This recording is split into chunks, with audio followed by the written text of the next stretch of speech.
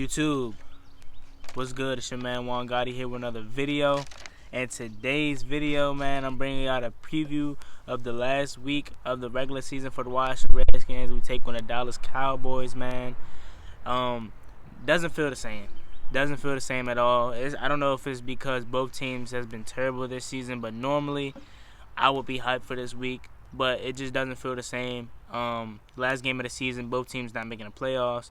I mean, I know Dallas have somewhat of a chance if Philly loses and they beat us, but both teams are not making the playoffs, and it's just not the same, man. You know, not the same as last year when we played Dallas at home, and before we even won the game, leading up to that week, everyone was like ready for that game.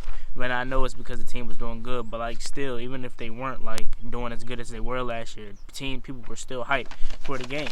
But that's just a different case this year. Today I just want to tell y'all that don't be surprised if we get blown out by 30. Don't be surprised, because literally every starter on our defense, besides the defensive line, is hurt. It's so bad to the point I don't even do this, but I had to write down some notes to make this video to tell y'all who's playing tomorrow. I don't even write down notes, and it's bad because I have to do that. So let's kick it off, man, by starting with the secondary. The secondary is banged up. Quentin Dunbar IR. Danny Johnson, who really was starting to break out since the Packers game, he's on IR. Monte Nicholson IR. Fabian Moreau hurt, might as well be on IR. I wouldn't be surprised if he already is on IR. Who else? Let me see. Landon Collins out for tomorrow. Let me see. Secondary. Troy Apke hurt, but he's gonna be playing tomorrow. So I wouldn't play him because last game of the season he could re-aggravate the injury that he's dealing with. Like I said, Dunbar, Jimmy Moreland, the superstar rookie cornerback from James Madison, who really had a lot of hype and really was doing well this season. He could play the slot. He could play the outside corners when Quentin Dunbar or Fabian Moreau got hurt. He was playing good. Like I said, Danny Johnson on IR. Landon Collins out. Monte Nicholson is out. The whole secondary is just distraught with injuries. This has been this whole season, and for this last game tomorrow, I don't want you guys to be shocked when Josh Norman's out.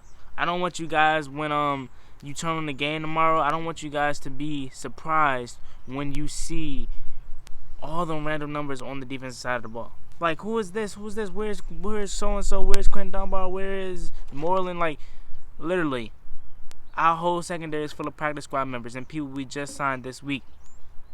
Now let's get to the injuries that's ruled out. Like I said, Dwayne Haskins out. We already knew that. That was a great thing to do here, to keep him out this game, because he's our future, man. We already seen what we need to see out of you for this season, and we have more to be expecting more things from you and be ready to take over the league, man. So my message to Dwayne Haskins is, man, take this game off and get that ankle right, man. Get that ankle right. Take the vacations you need so when mini camp and training camp and all that stuff come around, you could be ready. Because you're ready to take over the league, man. You're going to be taking over the league very soon next year. Like I said, man, it's a high ankle sprain for Dwayne Haskins. Not too, bad. But still, it's no point to play him in the last game of the season. He should be all right in about, let's say, I'll give it about 2 more weeks or a week or so, and he'll be fine, man. Just an ankle injury. Terry McLaurin, on the other hand, Terry McLaurin's out with a concussion, ruled out. I feel so bad for Terry McLaurin, man. He was closing in on 1,000 yards. He had 919 yards for 7 touchdowns. And I feel so bad for him, man. As much as I want him to get that 1,000-yard season, man, you're our number 1 receiver for the long haul, man. And we finally have that number 1 receiver that we can rely on since, I want to say, either Pierre Garçon and Deshaun Jackson or Santana Moss. Now, moving on to the defensive line, man. Matt Ioannidis, Deron Payne, and Jonathan Allen. Ryan Anderson and Montez Sweat should be the 2 edge rushers tomorrow. But Ryan Anderson has been dealing with the injury this whole week. So if he plays, he should be the starter. I wouldn't be surprised if they swap him and Nate Orchard out. I would honestly start Nate Orchard to see what he got, because we already seen that he's he's good. So just let him get that last game and let Ryan Anderson chill out, man, because we know what we got out of Ryan Anderson, man. He's been playing very well these last couple games, and he has ever since we got him in the league from Alabama, he's been not really good, but he's starting to come to himself. Ryan Anderson, Nate Orchard, and then for the inside linebackers, we have Sean Deion Hamilton, Cole Holcomb, and John Bostic. Basically, what we have this whole year, very well. And when Sean Deion Hamilton do get his time to shine, which is rare, when he does get his time to shine, he shows that he's our best linebacker, in my opinion. Cole Holcomb, John Bostic, Sean Deion Hamilton, and then the offensive line should remain the same with Penn, Flowers, Morgan Moses, Wes Martin, and Chase Roulier. Chase Roulier has been struggling this season, so who knows if he's going to even be the center next year. I'm pretty sure he is, but he's been struggling a lot this season. Wes Martin got his first start last week versus the Giants. Did very well. Honestly, I'm actually surprised. But then Morgan Moses, on the other hand, I wouldn't play him. Honestly, wouldn't. I would just let Jerron Christian get the start, because he has a hyperextended leg or whatever it was. No point to play him, man. He's had a rough season this whole year. Just let him get an early start on his off season, man. If I'm being honest, bro, this is probably the worst season Morgan Moses has had by far, ever since he's with the Redskins.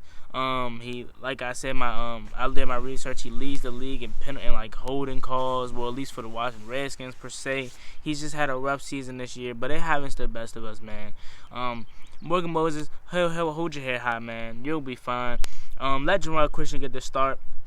Donald Penn, old ass, is still out there, and he's been solid. A lot of people has been giving him a hard time, but he's doing way better than what I expected, man. He's not dog, he's not very dog. I don't want to curse, but you know what I mean when I was going there. He's not that bad, y'all. People are overreacting and saying, yes, he's not a Trent Williams, of course, but he's not that bad, man. He gets the job done, so I would not be mad if we bring him on for another year. Eric Flowers has had a ball this season, man. Not perfect, but way better than what we thought we was gonna get out of him this season. So yeah, bring him in back for the long haul, hopefully. As far as the running back group, we have Adrian Peterson, Josh Ferguson, Chris Thompson, Michael Burnett, and Wendell Smallwood. Now, no, Michael Burton, and Wendell Smallwood. Now, all those names I seen just said, we know Adrian Peterson and Chris Thompson are most likely going to be the ones getting the bulk of the carries. I wouldn't be surprised if Bill Callahan put Wendell Smallwood and Josh Ferguson in there for, just to see what they got. I personally would put Josh Ferguson in there because in the preseason, I don't know if you guys remember, but he had some very good games, man, honestly. So I like what we got out of Josh Ferguson. So I hope he gets a lot of carries tomorrow. Now, as far as I said about the cornerback position, man, none of our starters are playing. Dunbar's out, Norman's out, Moreland's out, Troy Apke's are hurt, Landon Collins hurt, Monte Nicholson, all our DBs are hurt. So we went out this week and signed cornerback Breon Borders from the Jaguars practice squad, D. Danley, and also we have to have bodies on the field, man. We also have Kevon Webster and Cody Sensabaugh. That's a long list. A long list, man, honestly. I just said about 5 corners right there, but we have them just to have bodies on the field, man. Like I told you guys earlier, don't be surprised if nobody on our team you don't recognize. Well, as far as the defensive side of the ball, it's rough, man. It's rough. Literally, no starters are in the secondary. The wide receiver position, we have since Terry McLaurin's going to be out, it's going to be Kelvin Harmon, Steven Sims, Cam Sims, and we signed Emmanuel Hall, Jordan BC, and brought up Justin Ware from the I got this from the Street Score, man, the best Redskins page other than my man Ed Oliver. Got all the research from him. So that's what we're going to be bringing up from the practice squad, man. Yeah, it's going to be a rough game, y'all. It's going to be a rough one. I say we lose 30-3, honestly. It's gonna be a rough game. We got Case Keenum at the helm, man.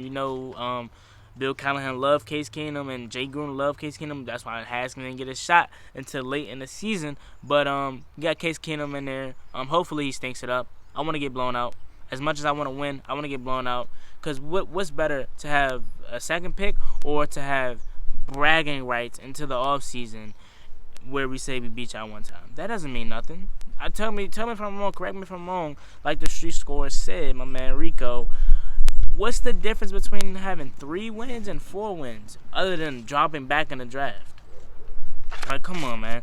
I just want to make sure is that everything I covered. Oh yeah, tight ends. We're gonna be having Jeremy Sprinkle, who's normally the number 3 on the list because we have Jordan Reed, Brandon Davis, and then him. But since they're both out with concussions, he's the number 1. And at sometimes in the season, he showed you why he's not a receiving tight end. Now in these past weeks, he's been very better. Well, way better than with his catching. So I don't know who's got in his ear. Probably a tight end coach.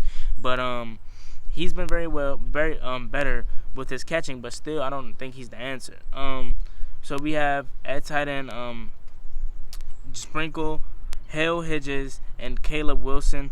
I like Hale Hedges, man. He had a touchdown grab from Dwayne Haskins last week, so maybe he's the answer. So put him out there to see what they got, man, and hopefully hope for the best, man. Hope for the best.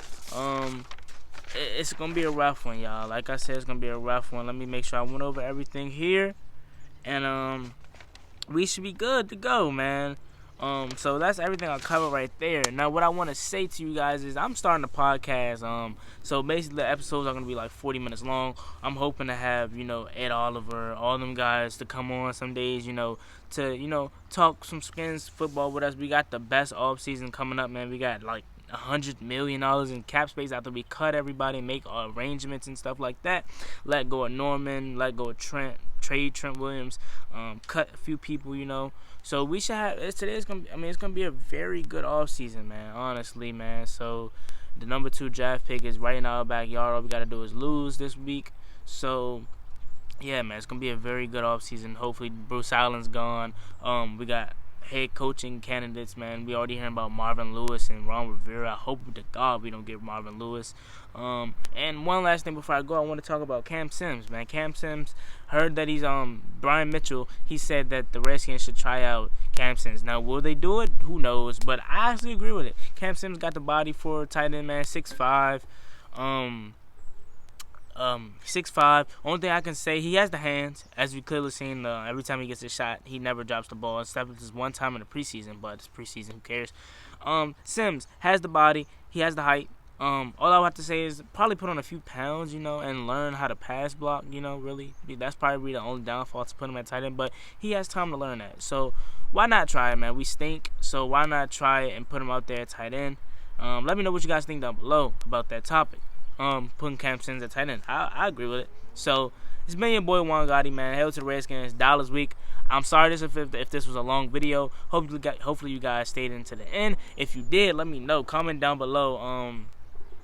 Juan Gotti's the best. Who knows? I just was trying to look up something. Or no, comment down HTTR if you stayed to the end. It's been your boy Juan Gotti. Like, comment, subscribe. Dallas hate week. I don't know if it's really a hate week because both teams stink. But like, comment, subscribe. Hail to the Redskins. See you later. And peace.